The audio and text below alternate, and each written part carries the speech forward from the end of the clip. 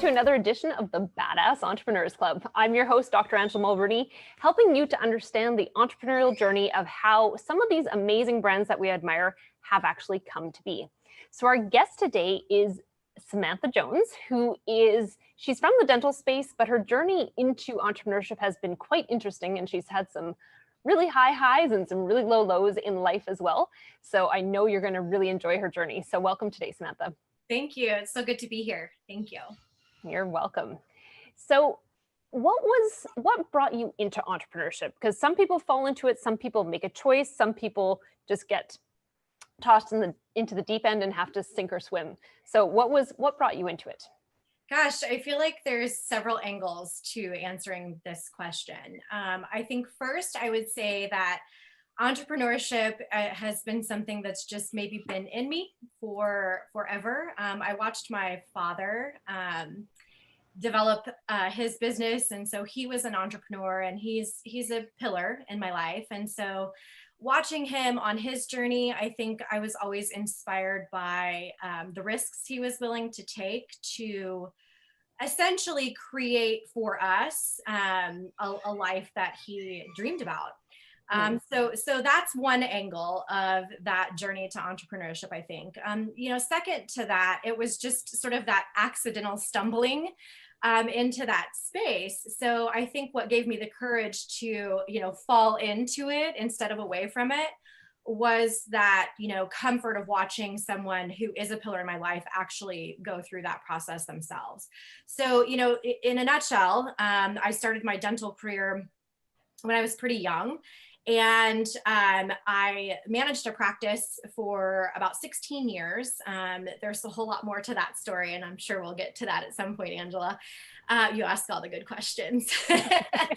But I started very young, and I was really, for a very long time, 16 years, for me, I was in the practice, and then I journeyed away from that after receiving an offer from a coaching company in the industry.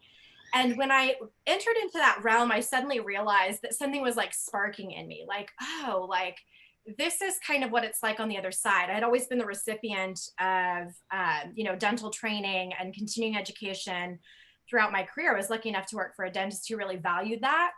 And now I was on the other side of that, that teaching aspect with that company. And as I started to coach through the scope of, or the design of another company, it started having me think about what it would be like if I were to begin creating my own content. Like, what are some of the things that I would organically want to teach this client or this person? And when I started to think in that way, the wheels started turning. And then the spark from the inspiration of my dad giving me the courage to do that. And then my cheerleaders, of course, it felt like the right move to, lean into that space and give it a go. So that was the conception of my sort of entrepreneurial journey. Yeah. And it's amazing when you've worked with someone else and then you're like, ooh, I would do this better, or I would try that differently. And you start to get these ideas. And that's a great way to jump into entrepreneurship, is not just like, oh, I'm going to reinvent the wheel here. It's like, no, I had this wheel and I'd like to make it a better wheel. That's exactly right. Exactly right. And then you learn like, oh, like this is why it's so hard. Like once you start doing it, you're like, oh, and then there's this and this and this. So it's not always easy, for sure. And I know that that there are definitely challenges that come with traveling that journey, but I wouldn't trade it. I'm glad I'm here. Yeah, absolutely. Well, I found when I was in dental practice, I would be associating for someone, and I'd be like, oh, I think I could do this, when I got to the point where I decided to buy a practice. And it wasn't until I was the owner that I was like, oh, what's actually happening behind the scenes, right? Yes. You're like, oh, they made that look really graceful, and it's not. It's a little messy back here. Yeah. It can get a little messy, for sure. A lot of learning in that space. For sure. Yeah. So at what point after joining that other coaching company did you go, okay, it's time to venture out and build my own thing? I think it took I left there. I'm trying to think, like it was 2018, I think. And it had been, I think it was about 7 years that I had been thinking about this myself. So even prior to being with ACT, I felt like I had still sort of been bringing some ideas. I actually, this is crazy. Please don't laugh at me. But I have this like rattan, like big giant basket that's in my office. And it needs like, if like somebody from like HGTV came in here, they'd tell me that I need to like clean it out and get rid of the stuff that's in it, but I can't, because it literally holds all of these original ideas that I started to write down, even when I was managing a practice. And so I really feel like the idea was always there. It wasn't until I was like working on the other side of that I was like, okay, like this could actually be a business. Like I've got a lot of stuff in this rattan basket. That's amazing. Yeah. And so it's right in front of me. When I'm sitting here, I have my rattan basket to the left and my vision board on the right. And it reminds me like, this is where it started and this is where I'm going. And so I would say, 7 years prior to my leaving the coaching company is when I was starting to develop the actual bones and structure of what is today Compass. So amazing. Yeah. And you are not just a consultant, right? You also have a bit of an unusual path for your role in the practice in the dental industry. So I'd like you to give us a bit of that insight, because just to give you a preface of this, so she is part owner of a DSO, dental service organization. So that's not just a clinic, that's multiple clinics. And for someone who's not a dentist to be helping to spearhead something like that is unusual. Yes. So I'd like you to give us a little bit of background on how that happened, because that speaks even more to the entrepreneurial journey that you've had. Yeah, it's crazy how this whole thing comes kind of full circle.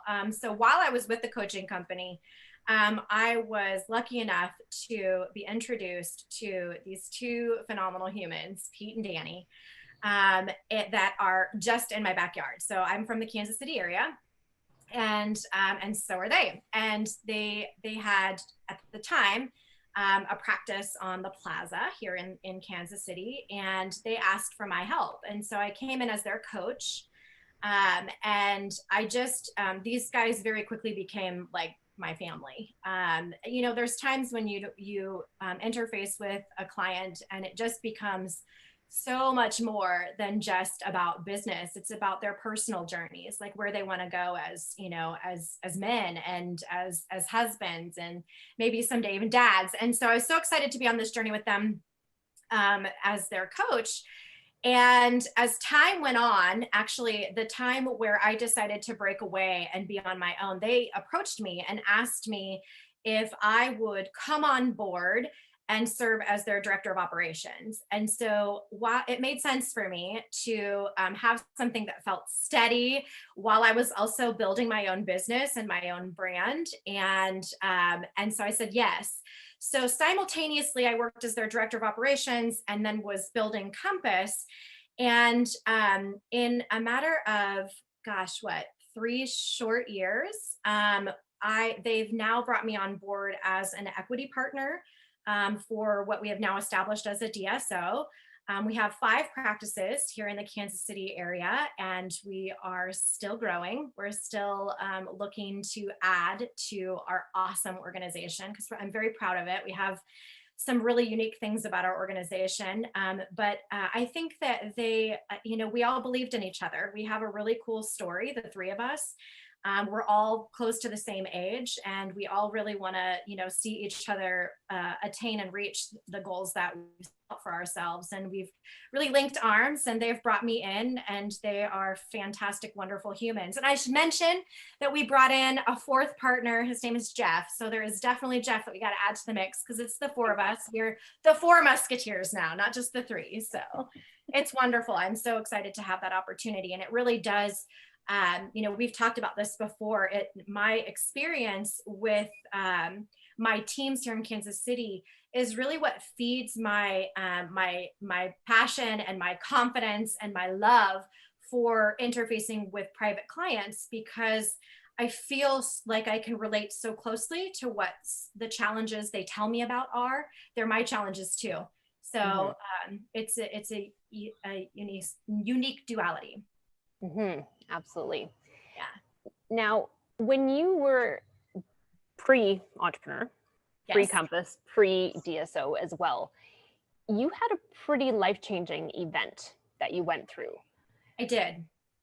And if you're comfortable sharing that, I'd like you to share it. And I'd like you to kind of trace back how that changed your entrepreneurial journey as well, because I think those traumas actually play into our drive to be thriving as entrepreneurs as well. 100%.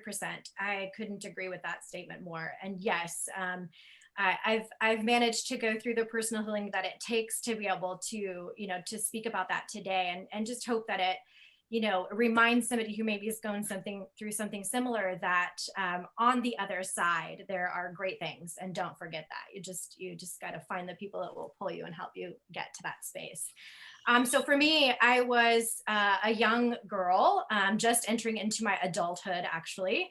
And for the first time, I was living on my own. I got my first apartment, and I was very excited about, just entering into that transitional phase where you leave your parents' home and you're on your own. For me, that whole experience changed pretty crazy after about 3 months of living in this ground floor studio apartment. My home was broken into and I was attacked. It was a very life-changing experience. When you go through something like that, for me, my reaction was just, locking up and being fearful. I was very scared.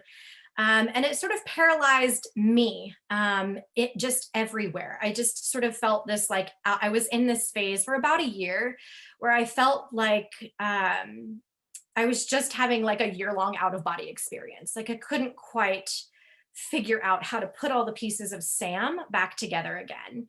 And so I very, not too long after that, I ended up pregnant with my son, who is a guardian angel, I'm certain.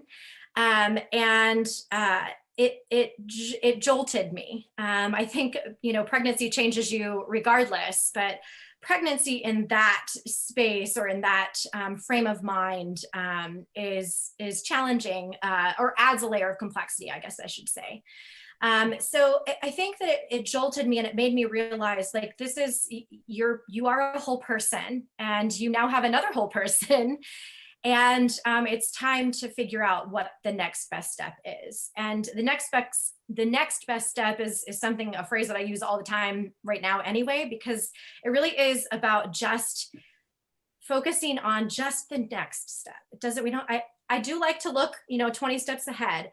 But for me, reminding myself that the next step is the place I should focus on was really where I kind of put my framework after that experience. It was then that I decided I need to get back to work, and I went to a dental practice. I had worked in dentistry before, and I was hired on as their treatment coordinator. And I made a decision, with the help of a lot of very supportive and amazing people and some therapy.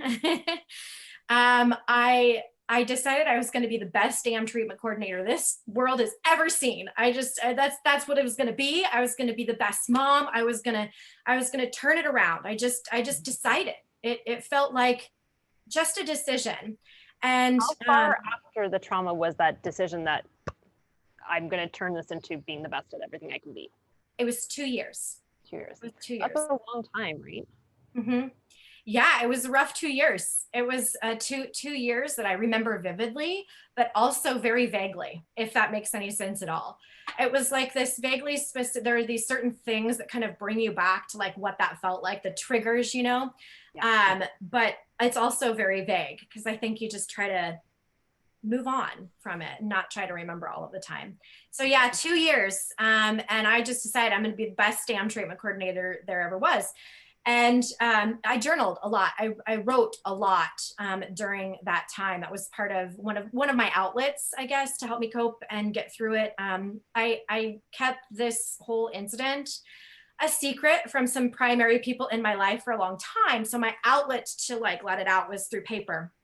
And I did. From that moment, I was committed to being good at what I did, and I wanted to learn as much as I could. And I stayed committed through that, or to that, throughout my career. And I genuinely believe that it's served me very well. Just being committed to being to learning as much as I can and growing as much as I can, and being the best that I can, that I'm capable of, is all I can ever do. And here I am. So So how do you thread those lessons that you learned into Compass and into the DSO? What is the name of the DSO again? So we're still working on that. We should have a chat. Yeah, I know, right? I think we should talk after this, because we have, four owners here. So we're all trying to like, pick ours out of the hat. So we'll talk, okay. Angela. Yeah, I'm sorry. What was the question? So the really the thirst for knowledge that came after making that decision that this was not going to define my life, this is going to push me forward. How have you pulled that into Compass? How have you pulled that into your unnamed DSO? That is a great question. I think that for me, it just naturally shows up in who I am. I'm really committed to just being authentic, and not only my client-to-client relationships, but in my DSO. One of my favorite books is Dare to Lead by Brene Brown. And it speaks a lot to vulnerability. And for me, it's that, a lot of that then equates to just authenticity. And so I'm not afraid to tell my story, number one, because it is a part of who I am. And it is definitely a part of my journey. It does not define me, but it is a part of my story. And I survived it. And I'm proud of that. I cannot be taken down, is how I feel about it. So I think that shows up in everything that I do, because it's part of who I am. So I think a lot when I talk about leadership, I think that, correlating just always being a learner, even in the space of leadership, is incredibly important.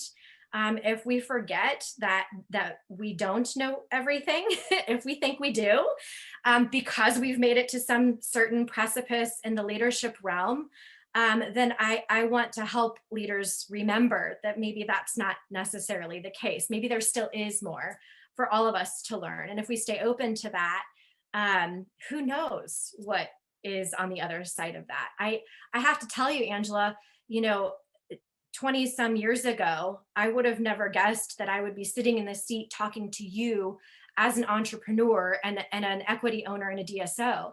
That was not what I imagined. All I knew was the next best step for me was to just be the best at whatever I could and be open to learning. And so I want to make sure that when I'm having those conversations, whether it's about the schedule or it's about leadership, that we're talking about what we do and how we react to the things that we need to do. We should just go with the framework of let's just do it the best we can. Mm-hmm. I agree with that. Now, with your equity partnership, I'm going to ask you a few little details on this. Okay. So you are not a dentist. No. They brought you in for your expertise, and you're surrounded by boys. Does that... I love the start of this conversation already. So I'm not someone who is like, oh, boys against girls kind of thing, but having that difference in energy and that difference of perspective can be great, or it can be really tricky, especially if you have three other leaders who have the same role, the same clinical role, and then you have a different clinical role. So how has that been navigating? It's so funny because it is, I think it is both challenging and awesome at the same time. It's because it's sort of the natural vantage points that we come from. We have different perspectives about our business. And so that is a challenge just because it is what that is. But it's also fantastic because I think what makes that challenge also a positive is that I believe that because of our different perspectives, we're able to put all of that in the middle and come up with the most elevated outcome that we possibly can. And the reason that that works is because although we are different, Pete, Danny, Jeff, and I are, some of us have similarities, but we're also very different. Some of us are like on complete opposite ends of the spectrum, Right. but we love and respect each other. And so because of that level of respect and genuine, I mean, we feel like family.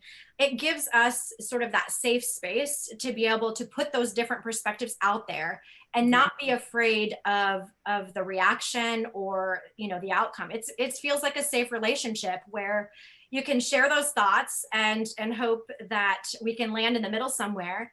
And we always do. So I don't know, the challenges are what they are, but they also help us to be robust in our decision making and our business building, I think. Okay, so I'm going to ask you some advice for the entrepreneurs out there, because a lot of entrepreneurs, me included, are a little bit of a control freak. So the idea of having to share the wheel No, with you don't say. Nobody knew that about me, I'm sure. But it's hard to like give up that control to other partners. And like I have some partnerships that I do now, but especially at the beginning, like the idea of having anyone else, my first company was my dental clinic. So the idea of having anyone else really have input when I was just trying my darndest to just keep things on the right track, especially after the global economic crisis hit. Sure. It's hard to even fathom how I would have shared my brain with anyone else, because I'm like, I've got enough on the plate without even having to like talk to someone about what I think or how we can actually do this. What is your advice for people who are, they know they probably need a partner, but they're scared out of their mind to actually step into that realm? I love this question because I just in the last, I think 6 months, I feel like I have gotten so clear on how I would answer that because of what's happening in my orbit. So here's what I would say. I think that you have to recognize what you are not an expert in and be willing to trust somebody that can be an expert in that space. If you feel like, I mean, obviously, I think I'm kind of at the point where, a lot of my partners and we share some of the same skill sets, but we also have very individualized strokes of genius. And we talk a lot in our Vivid Vision, the term stroke of genius shows up a lot because we really believe in identifying what someone's stroke of genius is, trusting them to do their thing in their space of stroke of genius, and then let them at it. And so I guess my advice would be recognize your weaknesses and be okay with letting go of the stuff that lives in that space to someone that can support you and who is good at that. And recognize who has what stroke of genius you need and trust them to do that work. So it's about swim lanes and recognizing people's strong skill sets. And I find that actually too with the people in different marketing realms that I work with. Like I have my media company that I focus on, and then I've got people who will do paid advertising or optimizing Google My Business or websites or whatever, right? And for me, the people that I work best with are the people that they are good with what they're a genius at. They know they're good at lots of other things, but they focus on their genius, right? Yes. And so you can pull in all these different specialists. And I think what you spoke to about, let everyone stay in their own lane. And if everyone can become masterful at their lane, that's where you really get everyone moving in a really great direction. Yeah, you're going to bump into each other every once in a while, but I think that's amazing advice. And thank you. Yeah, that's like real world. That's like, I had that conversation this morning. Like it was such an applicable question for me right now, because it definitely feels like, something that has just really blossomed in my world. And that it's one of my recent learnings. Let's just put it out there like that. Something we should all work on to learn. Yes, yes. It's hard because I'm a control freak too. I think that's why I laughed at that, because I also struggle with like releasing. I sometimes have that. Well, I can just do it all. Like I'll just do it all, and that's ridiculous. Like I shouldn't do it all. Like that's dumb. So I'm learning, and I have amazing people around me. So it's really easy to now see that that's where it's at. Like look what I have been missing. Like I have a director of HR. She's incredible. And, she's great at that. So it's good. It's been good learning. Well, I think it's arming your team with the people that you can trust, right? Whether they are partners or they're employees or contractors, whatever. Because if you have someone that you're like, oh, not sure I should give them that, you don't have the right person working with you, Definitely. whether it's a partner or it is a team member. And I think we always get stuck in this idea that, well, it's good enough. And I think the people who build those amazing teams go, no, it's not good enough, which is a little bit control freaky, but that's okay.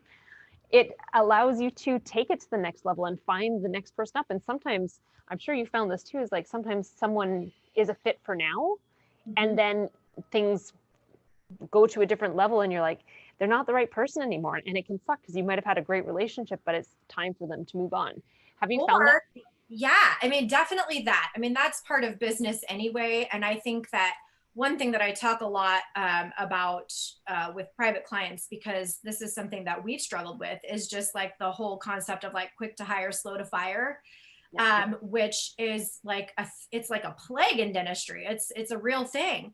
But I've also noticed on the other side of this, so I definitely encourage people, like if you're clear on what you need and what you want, and that's not it, just it's time to move on. It's okay. That's business. But I also think that one of the things that I've noticed is that, I've brought people into our teams that I hired for one purpose and then quickly realized, oh, like they're actually not very good at that, but they're really good at this. So let's like redirect and shift, and really, it just goes back to identifying somebody's stroke of genius. I've built a really awesome team just recognizing what people are really good at. When they have those unteachable skills, like, they show up to work and they have a positive attitude, like they're not a downer all day long, and they're coachable. Those things, if you recognize there are certain strokes of genius that they can, equip your team with, then I'll put them in a different seat in the space. So that's something that I've learned a lot recently too. So yeah, totally agree with that. In the dental world, because we're dealing, it's not like for any of you out there listening, I know there's a lot of entrepreneurs on here, but dentistry is its own unique little snowflake, because you can't just grab anyone off the street and be like, oh, you're going to learn to be a dental hygienist, right? No. They have to have a certain licensure to work in people's mouths. And so there's always this lack of talent available to fill the position, and you can't fake it, right? You actually have to have the certification to get in there. And so HR is the bane of every company's existence, but we find in dentistry, it tends to even more so be that, because of the lack of pool of talent. That's right. That is so true, especially right now. Especially right now. It's tricky right now. Yeah. Absolutely. Hiring climate's crazy right now. Yes. Yeah. So are there any other lessons that you want to share with our audience about what you've gone through? Yeah, I think,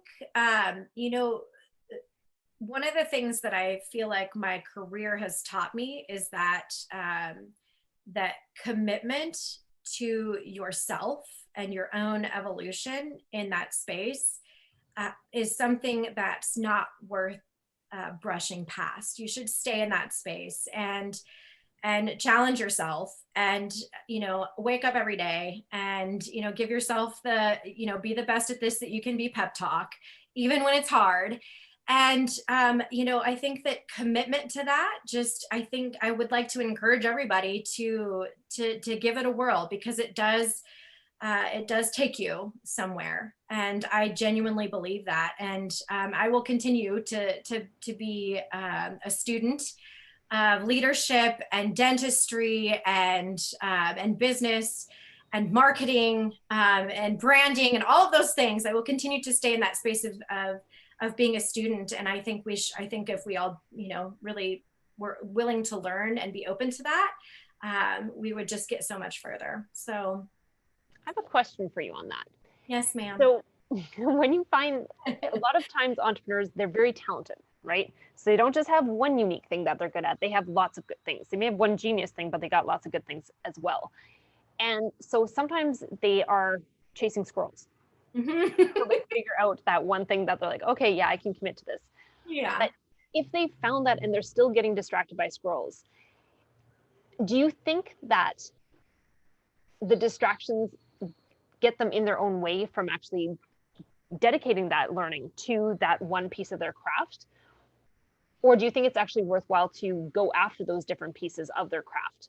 And, you know, the old saying, don't put all your eggs in one basket, right? If you're just going after your one piece of genius, you're kind of going all eggs in one basket.